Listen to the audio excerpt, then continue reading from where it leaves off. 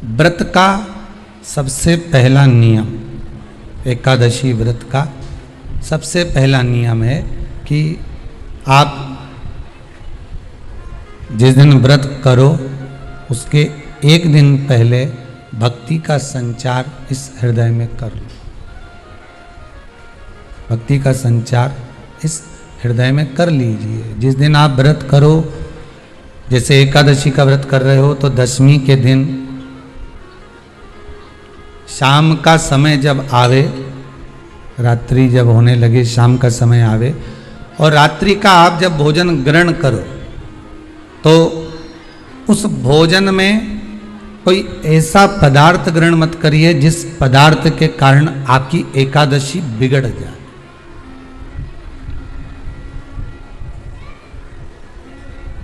कोई बेकार भोजन हमें ग्रहण नहीं करना, श्रेष्ठ भोजन ग्रहण करिए दशमी के दिन। और एकादशी का दूसरा नियम बहुत ध्यान से सुनिएगा। जिस दिन आपकी एकादशी का व्रत हो उस दिन प्रयास करिएगा कि अपने हाथ से किसी भी वृक्ष की कोई पत्ती टूटे ना।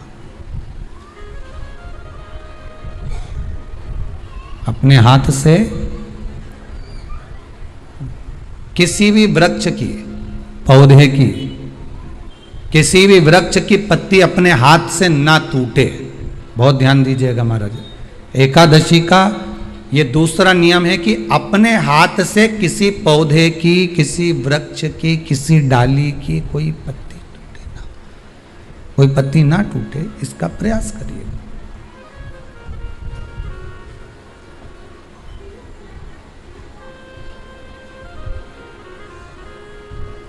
कितना सुंदर व्याख्यान कहा है, कितना सुंदर वर्णन है महाराज कि मात्र एकादशी का व्रत कर लेने पर, मात्र एकादशी का व्रत कर लेने पर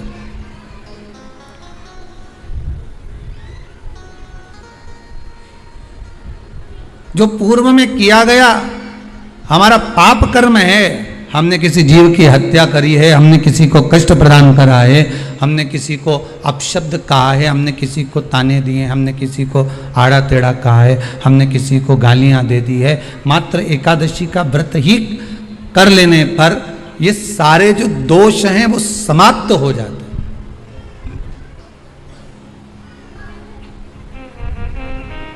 सारे दोष हमारे समाप्ति पर आ जाते हैं।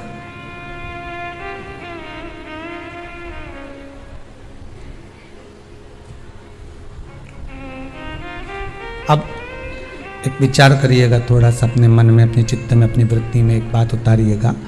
एक अपने मन में एक बात को उतार कर रखिएगा कि आप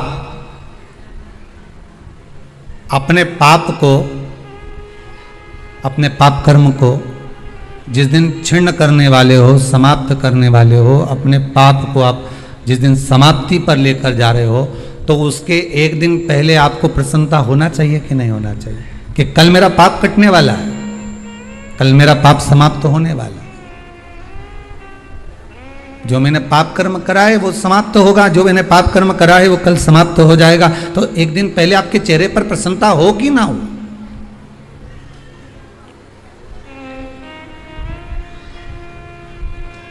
और चेहरे पर वो प्रसन्नता आपके आना चाहिए कि कल मेरा एकादशी का व्रत है, आज दशमी है, कल एकादशी का व्रत है, तो कल मेरी जब एकादशी का व्रत रहेगा तो मेरा ना जाने कितना कितना पाप, कितना असत्य, कितना झूठ, कितना प्रपंच वो समाप्त हो जाएगा। इसमें मुझे प्रसन्नता हो, इसमें मुझे आनंदता हो।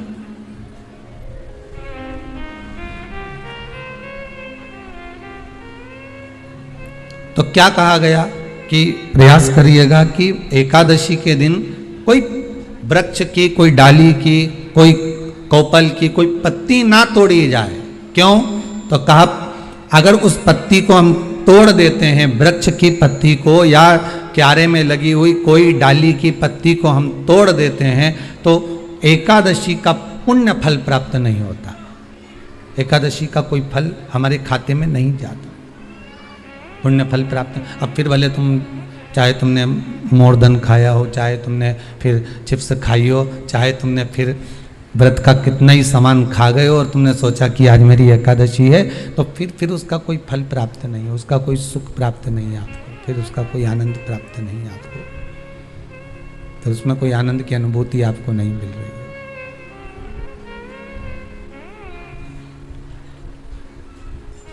फिर उसमें कोई फल की प्राप्ति आपको नहीं हो रही।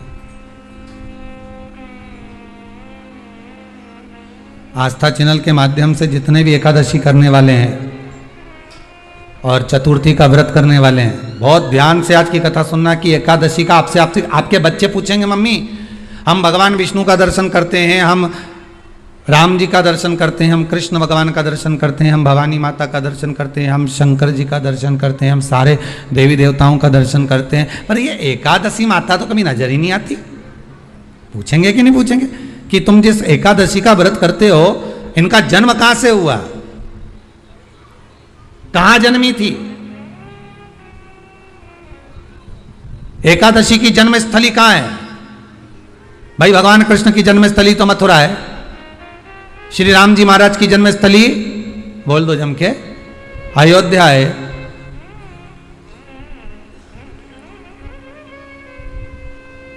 कोई आपसे पूछ ले कि एकादशी की जन्मस्थली कहां है, तो आधे लोग तो बाल खुजाने में लग जाएंगे कि एकादशी आखिर पैदा कहां हुई थी, जन्म कहां लिया था, इसका जन्म हुआ कहां था, कहां जन्मी थी ये।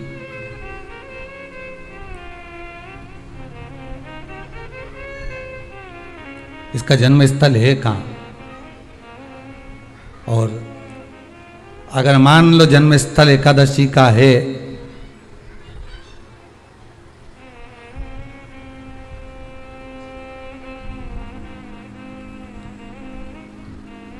और एकादशी अगर जन्मी है, उसका जन्म हुआ है, और दुनिया के लोग इतना व्रत करते हैं, उपवास करते हैं, तो फिर इसका जन्म स्थल कहां होगा? तो कहा इसका जो जन्म स्थल है वो बद्रीनाथ। कहां पर है? बद्रीनाथ। और उस बद्री विशाल में भी एक गुफा जिसका नाम है हेमवती। क्या नाम है? हेमवती। उस गुफा में एकादशी का जन्म स्थल है। बद्री विशाल में हेमवती गुफा, जो 12 योजन अंदर प्रवेश करने जितनी है, 12 योजन की गुफा के अंदर, हेमवती के अंदर एकादशी का प्रागट्य हुआ था, एकादशी का जन्म हुआ था।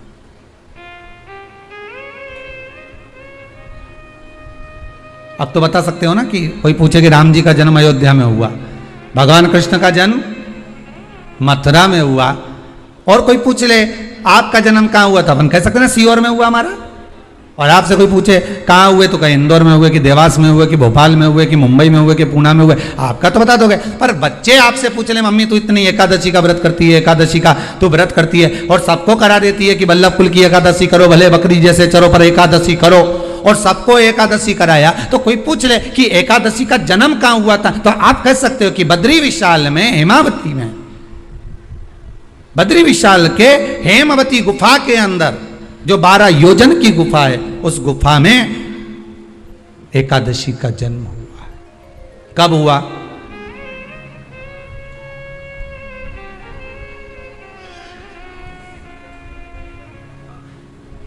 जन्म होने का कारण, राम जी के जन्म होने का कारण था रावण का संहार। भगवान कृष्ण के जन्म होने का कारण था कंस का संहार। नरसिंह भगवान के जन्म होने का कारण, प्रकट होने का कारण था हिरण्यकशिपु का संहार। वराह भगवान के प्रकट होने का कारण था कि पृथ्वी को जल पर लाकर ठहराना, हिरण्याक्ष का संहार।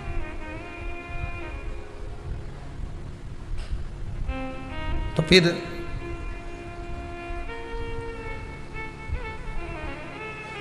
इसके जन्म का कारण क्या है? तो कहा इसके जन्म का केवल एक कारण है। सतयुग में, अब एक और बात का बहुत ध्यान दीजिएगा महाराज, सतयुग एक बार नहीं हुआ कि तुम सोचो कि सतयुग के बाद में द्वापर त्रेता आ गया, त्रेता के बाद द्वापर आ गया, द्वापर के बाद कलयुग आ। एक सतयुग नहीं है, एक त्रेता नहीं है, एक द्वापर नहीं है। ना जाने कितने कितने सतयुग निकल गए, ना जाने कितने कितने द्वापर त्रेता कलयुग, ना जाने कितने निकल गए।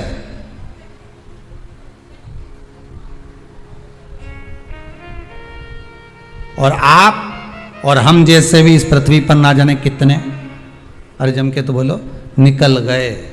पृथ्वी वहीं की वहीं है, जिस मकान में रहते हो वो मकान भी वहीं की वहीं है। बस कभी कभी एकदम प्लाट हो जाता है, फिर उस पर वापस बन जाता है, फिर क्लीन, फिर बन गया, फिर क्लीन, फिर बन गया। ना जाने कितने कितने कितने कितने जन्म हम ले चुके हैं, और हमारे भी आगे का जन्म कितने जन्म होते रहेंगे। जमीन वहीं की वहीं रह जाएगी और अपन चले जाए, बस वो जगह वहीं रह गई। जो पहले परदादाजी की थी दादाजी को मिल गई, दादाजी की थी पिताजी को मिल गई, पिताजी की थी उनके बेटे को मिल गई, उनके बेटे से उनको बेटों को मिल गई। मिलते मिलते मिलते मिलते कब वो जमीन भी बिक गई समय की अवस्था में, फिर दूसरे की हो गई। और हम सोच कर रह गए कि ये हमारा है, हम इसके लिए लड़ाई करें, झगड़ा करें। हम केवल इस जमीन के लिए, जरा सी प्रॉपर्टी के लिए अदालत में खड़े, अपना समय बर्बाद कर दिया और जो पाना था वो छोड़ दिया।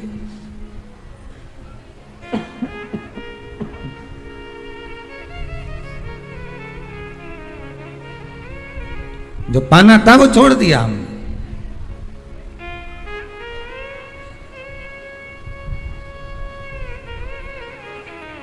असली रजिस्ट्री तो ये शिव महापुराण की कथा है, जिसमें बैठकर आप 3 घंटा भगवान की भक्ति को जो धारण कर रहे हो, 3 घंटा जो भगवान की कथा को आप श्रवण कर रहे हो, 3 घंटा जो भगवान की भक्ति में आप डूबे हुए हो, 3 घंटा जो भगवत स्मरण में आप लगे हुए हो, बस यही असली रजिस्ट्री है, यही वहाँ काम आने वाली है। इसके सिवाय कुछ काम नहीं आएगा। धन दौलत माल खजाना सब पड़ा की पड़ा रह जाना, सब धरा की धरा।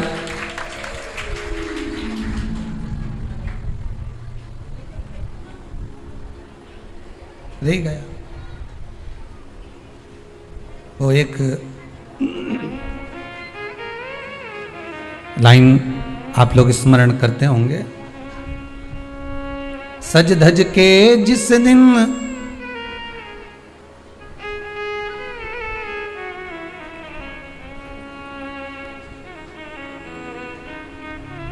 सज धज के जिस दिन मौत की शहजादी आएगी, न सोना काम आएगा न चांदी आएगा।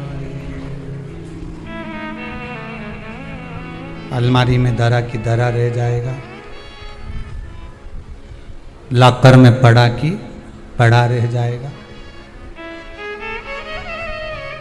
लॉकर में पड़ा की पड़ा है, अलमारी में धरा की धरा है। कपड़े भी सारे घड़ी बने की बने रखे, कपड़े भी धरे की धरे रह गए और सब पड़ा रह गया। कि छोटा सा तू कितने बड़े अरमान हैं तेरे, मट्टी का तू सोने जैसे मान है तेरे। मट्टी की काया एक दिन मट्टी मिल जाएगी, न सोना काम आएगा न चांदी आएगी, न सोना काम आएगा न चांदी आएगी।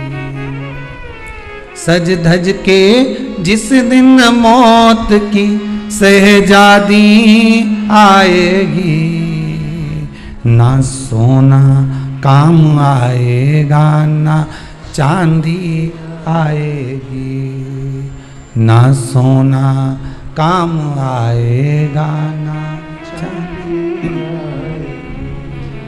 सब पड़ा रह जाएगा, धरा की धरा रह जाएगा, सब पड़ा की पड़ा रह गया, जीव चला गया। झगड़ा करा, लड़ाई करी, विवाद करा, खूब झगड़े पर मिला क्या? इतनी सी जमीन है, इतनी।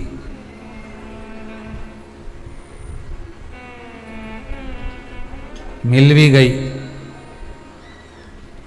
हो गया, मान लो तुमको मिल गई लड़ाई झगड़ा में। यहां तो शिव महापुराण की कथा कहती है कि माता पिता के आशीर्वाद से बड़ी दुनिया में कोई प्रॉपर्टी नहीं है। माता पिता के आशीर्वाद से बड़ी दुनिया में कोई दौलत नहीं है। कि जिस घर में माँ बाप की इज्जत नहीं होती, उस घर में देखना कभी बरकत नहीं होती। सही प्रॉपर्टी, सही जमीन, सही जायदाद, सही धन, सही दौलत, सही संपदा तो माता पिता का आशीर्वाद है।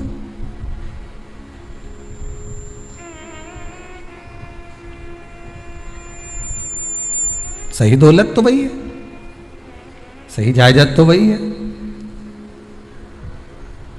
अब प्रयास करना एकादशी के दिन कोई पत्ती ना टूटे। अगर आपको तुलसी के दल की भी जरूरत है तो आप दूसरे से कह सकते हो कि मुझे तुलसी का दल ला दे, पर मेरे हाथ से मैं किसी को कष्ट ना दूं। कितने तपबल से एकादशी की उत्पत्ति हुई है, कितने तपबल से। महाराज सतयुग एक नहीं आया, ना जाने कितने सतयुग आ गए। द्वापर एक नहीं आया, ना जाने कितने द्वापर। त्रेता एक नहीं, ना जाने कितने त्रेता। कलयुग ना जाने कितने हुए, और अपने जैसे भी ना जाने कितने। तो कभी कभी तुम अहंकार भी मत करना। अपने भीतर यह अभिमान नहीं आना चाहिए कि आपके बराबर कोई दान नहीं कर सकता। किसी के भीतर यह अहंकार ना आए कि हमारे बराबर कोई ये नहीं कर सकता, हमारे बराबर ये कोई बोल नहीं सकता, हमारे बराबर ये कोई होड़ नहीं कर सकता। नहीं नहीं, अहंकार को छोड़ दो।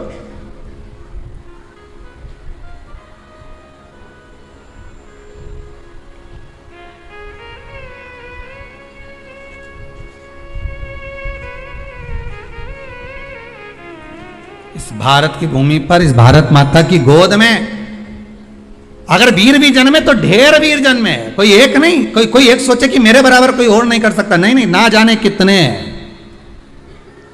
इस भारत माता की गोद में अगर दानी भी जन्मे तो ना जाने कितने। कोई ये ना सोचे कि मेरे बराबर कोई दान नहीं कर सकता। इस भारत माता की गोद में सुंदर भी जन्मे तो इतने। कोई ये ना कह सकता है कि मेरे बराबर कोई सुंदर नहीं है। और इस भारत माता की गोद में कलाकार भी जन्मे तो इतने। कोई ये नहीं कह सकता कि इसके बराबर कोई नहीं।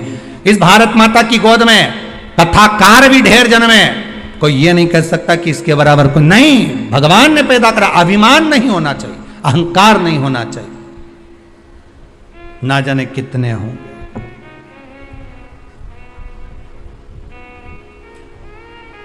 ना जाने कितने।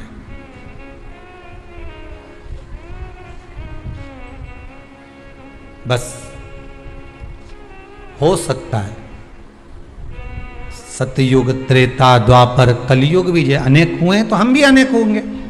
हम भी ना जाने कितने होंगे। सतयुग की कथा है। सतयुग में एक नाड़जंग नाम का एक असुर हुआ। देखिए, एकादशी के जन्म की कथा शायद आपने जिंदगी में कभी सुनी ना सुनी जीवन में, पर इस जीवन में मनुष्य की देह प्राप्त कर कर अगर आप शंकर की शिव महापुराण की कथा सुन रहे हो तो एक एक संवाद को अपने जीवन में उतार कर रखना, जिससे कई माताएं कहती है गुरुजी पहले हम ये चीज नहीं जानते थे, पर आपसे श्रवण कर कर ही तो कुछ मिलेगा। आने वाली पीढ़ी को हमको ज्ञान देना है।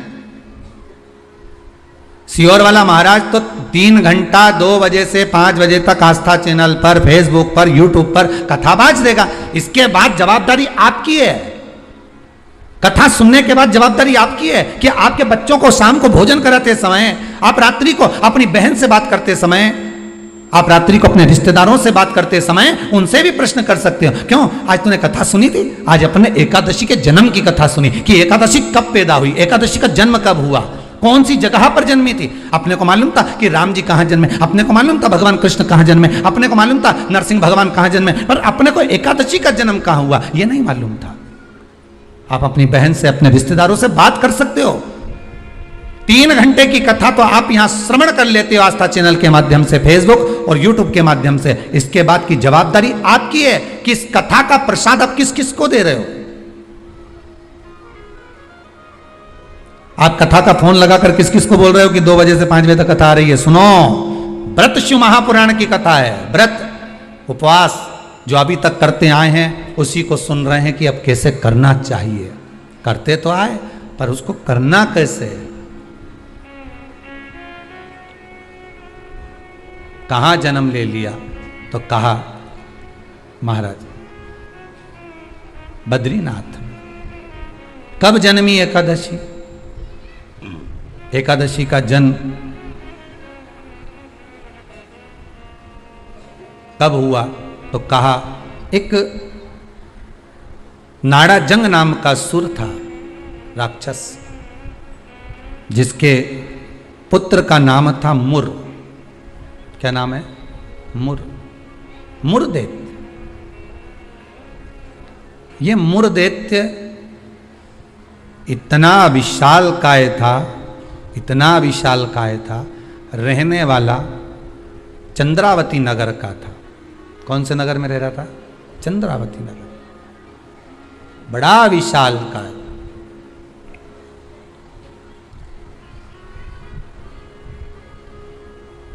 इसमें बल इतना था, इतना बल था कि एक दिन मुरदैत्य ने तप साधना कर कर, दान पुण्य कर कर, स्मरण कर कर सारा पुण्य अपने खाते में रख लिया। आपको कल कथा में कहा था, उद्यापन करना मतलब उतने व्रत का पुण्य अपने खाते में जमा कर लेना, फिर वो समाप्त नहीं हो सकता। उस पर सील ठप्पा लग गया मतलब ये प्रॉपर्टी तुम्हारी हो गई।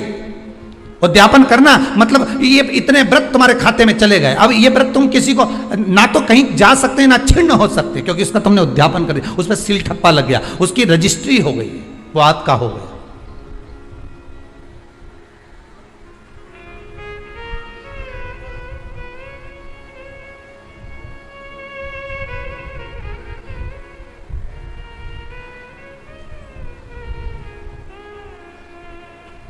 अब मुरदैत्य बड़ा बड़ा उपद्री था, बड़ा उपद्री, इतना उपद्री, पर साथ में वो दान भी बहुत करता था, साथ में वो पुण्य भी बहुत करता था, सत्कर्म बहुत करता था। अब पर ये सब कुछ करने के साथ में वो पाप भी बहुत करता था।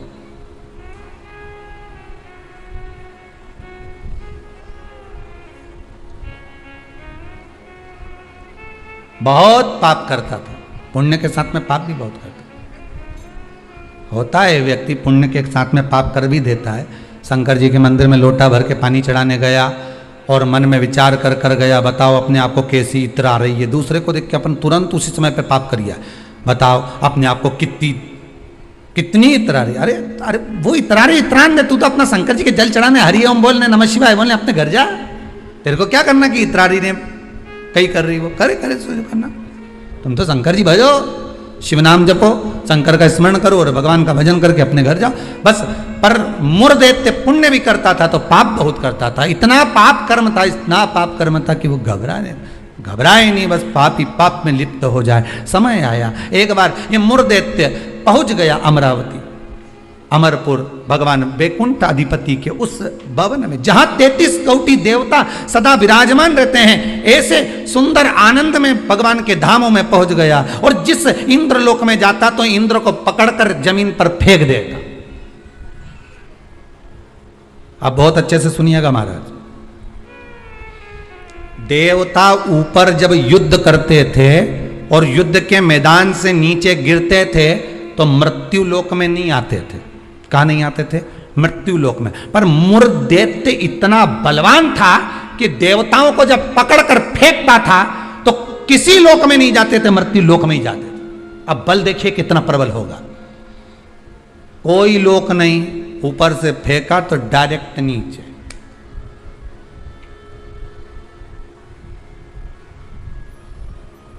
सीधे नीचे।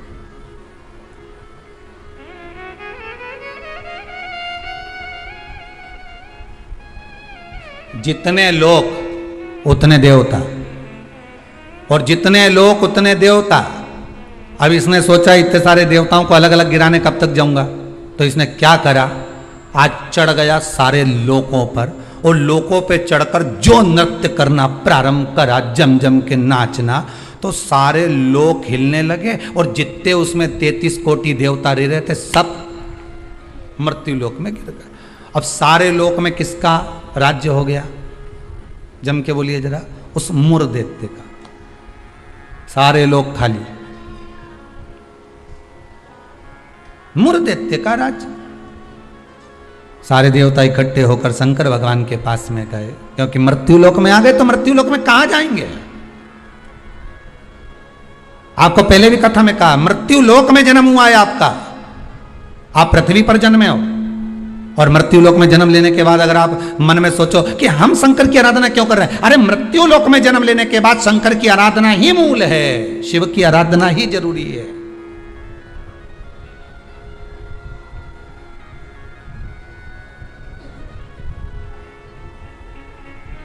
कहां जाएं, किससे कहें। बैकुंठ लोक के अधिपति भगवान विष्णु, ब्रह्मलोक के अधिपति भगवान ब्रह्मा, इंद्रलोक के अधिपति इंद्र, यमलोक के अधिपति यम, मृत्यु लोक के अधिपति महादेव है, भगवान शिव है। और अगर आप मृत्यु लोक में रह रहे हो तो आपके जीवन में अगर दुख है, तकलीफ है, कष्ट है, रोग है, बीमारी है, तकलीफ में हो तो शंकर की शरण में जाइए। सारे 33 कोटि देवताओं का चरित्र एकादशी के जन्म की कथा कर रही है, पद्म पुराण की कथा कर रही है, स्कंद पुराण की कथा कर रही है, शंकर की पावन कथा कर रही है कि देवता जब मृत्यु लोक में आ गए, और मृत्यु लोक में आने के बाद उनको जब कष्ट हुआ, किसी देवता के पास नहीं गए, सबसे पहले शंकर जी के पास गए, क्योंकि जो करीब में होता है उसी को पुकारा जाता है। एक बहू पूना में रह रही है और एक बहू तुम्हारे साथ में रह रही है, और तुम्हारा पेट दुखे या चक्कर आ रहे हैं तुमको, तो क्या पूना वाली को फोन लगा के बोलोगी बहुत चक्कर आ रहा है?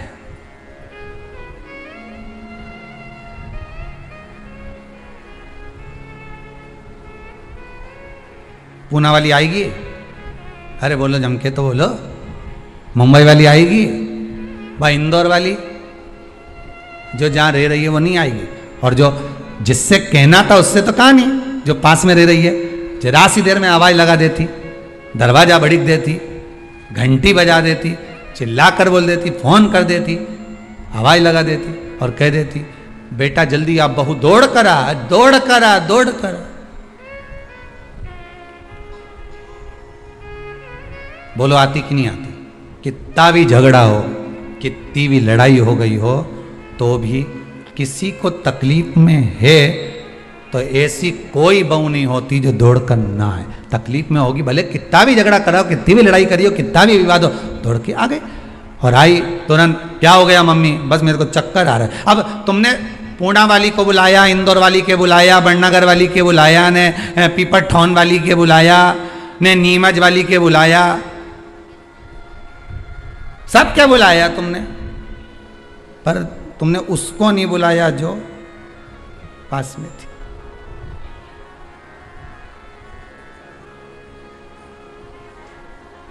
जो नजदीक में थे। मृत्यु लोक में जब देवता नीचे गिर गए तो इनके नजदीक में कौन थे? भगवान शंकर। जब शंकर भगवान नजदीक में थे तो सारे देवता शिव जी के पास दौड़ कर गए, भोलेनाथ जी के पास दौड़ कर जाकर हर हर महादेव, हर हर महादेव, हर हर महादेव। जैसे ही हर हर महादेव बोला, शंकर भगवान के नेत्र खुल गए। शिव जी ने पूछा कैसे आना हुआ ये तो बताओ। कहा महाराज जी ये वो मुर दैत्य ने हम सबको नीचे पटक दिया। अच्छा तो फिर क्या चाहते हो? बस उस मुर दैत्य का संहार कर दो। शंकर भगवान बोले मुर दैत्य का संहार मैं करूंगा?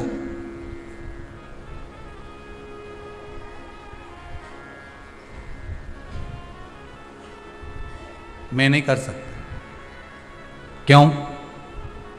उसका संहार भगवान विष्णु करेंगे। उनसे जाओ कहो जाकर, तो भगवान विष्णु तो हमारे, हम 33 कोटि देवता नीचे नजर आ रहे, पर भगवान विष्णु कहीं नजर नहीं आ रहे। हमको तो लग गया ऊपर से पटका होगा तो वो नीचे चले गए होंगे। भगवान नहीं दिख रहे हमको, हमें नजर नहीं आ रहे, हम कहां ढूंढे उनको? ये हमारी दृष्टि है, हमारी दृष्टि से भगवान को हम देखने का प्रयास करेंगे ना, भगवान नहीं मिल सकता। भगवान को पाने के लिए भीतर की दृष्टि चाहिए, आत्मा की दृष्टि, मन की दृष्टि चाहिए। हमारी दृष्टि पे तो चश्मा लगा होता है, ब्लैक कलर का लगा है तो ब्लैक दिखेगा, नीला लगा है तो नीला, पीला लगा है तो पीला, हरा लगा है तो हरा। उसी तरह हमारी दृष्टि पे चश्मा लगा है, कामी होगा तो कामी दिखेगा, लोभी होगा तो लोभी दिखेगा। चोर को चोर नजर आता है, साहूकार को साहूकार नजर आता है, बेईमान को बेईमान नजर आता है, ईमानदार को ईमानदार नजर आता है, धर्मात्मा को धर्मात्मा नजर आता है, पुण्यात्मा को पुण्यात्मा नजर आता है, साहूकार को साहूकार दिखेगा, ईमानदार को ईमानदार दिखेगा, ढोंगी को ढोंगी नजर आएगा, पापी को पापी नजर आएगा, कपटी को कपटी नजर आएगा। आप जैसा चश्मा लगाए होगे सामने वाला व्यक्ति वैसा नजर आएगा। आप अपनी आंखों का इलाज अच्छा करवाओ, सामने वाला व्यक्ति अपने आप ही अच्छा नजर आने लगेगा, अपने आप। हमारी सास तो हमेशा हमारा बुरा ही सोचती है। सास बुरा नहीं सोचती, चश्मा गड़बड़ हो गया, समझ गए? अरे बोलो तो, समझ गए ना? चश्मा गड़बड़ हो गया मतलब दृष्टि गड़बड़ हो गई। हमने देखा हमारी सास हमारा बुरा सोचती है, मतलब बुरे हम हैं, हम सोच रहे हैं बुरे। अगर अच्छा सोचते तो कह देते हाँ है तो सास ना, इन्होंने मेरे पति को जन्म दिया है, और मेरे पति को जन्म दिया। जब पति इतना प्रेम से मेरे से व्यवहार करे तो सास क्यों व्यवहार खराब करेगी? अरे बोलो तो, करेगी। जब पति तेरे लिए जेब में भर के गजक लाए, कुरकुरा लिया है, चिप्स लिया है, तब तूने एक बार भी नहीं किया कि बताओ मेरा क्या जो, तो कहे पति अच्छा है पर सास बुरी। नहीं नहीं, दृष्टि हमारी बुरी है, उसमें हमें सामने वाला व्यक्ति गलत नजर आ रहा। हम अच्छा देखना प्रारंभ कर देंगे ना तो हमको अच्छा मिलने लगेगा। बुरा जो देखन में चला और बुरा न मिला कोई, कौन मिला फिर बुरा? ये मन।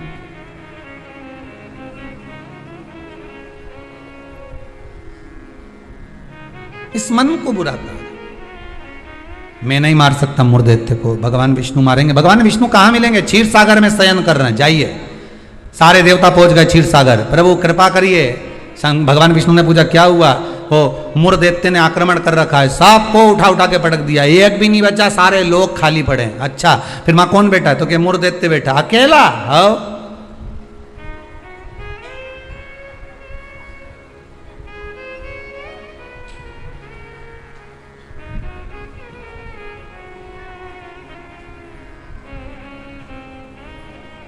वो अकेला बैठा है। हाँ, भगवान विष्णु बोले आप चिंता मत करो, चलो चलो हमारे साथ। चंद्रावती नगर पर सारे 33 कोटि देवता आक्रमण कर दो। शंकर भगवान तो मुस्कुराने लगे। एक मुर्दैत्य के लिए 33 कोटि देवता अपना अपना लोक छोड़कर आ रहे हैं युद्ध करने के लिए। विचार करिएगा जरा। एक व्यक्ति की हस्ती मिटाने में, एक व्यक्ति की हस्ती मिटाने में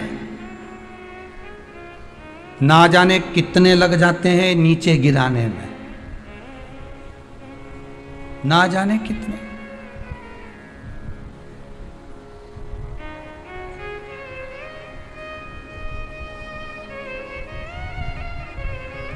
जब व्यक्ति मर जाता है तो दुनिया के लोग रोते हैं, बेचारा मर गया। और जो मर गया उसको वापिस जिंदा कर दे भगवान तो फिर खो जाते हैं, फिर उठ गया, वापिस उठ गया। फिर ना जाने कितना मेहनत करेगा, कितना कमाएगा, ना जाने कितनी बिल्डिंग बना लेगा, ना जाने कितना धन जोड़ लेगा। खो गए, मरा तो रो गए। संसार का नियम है।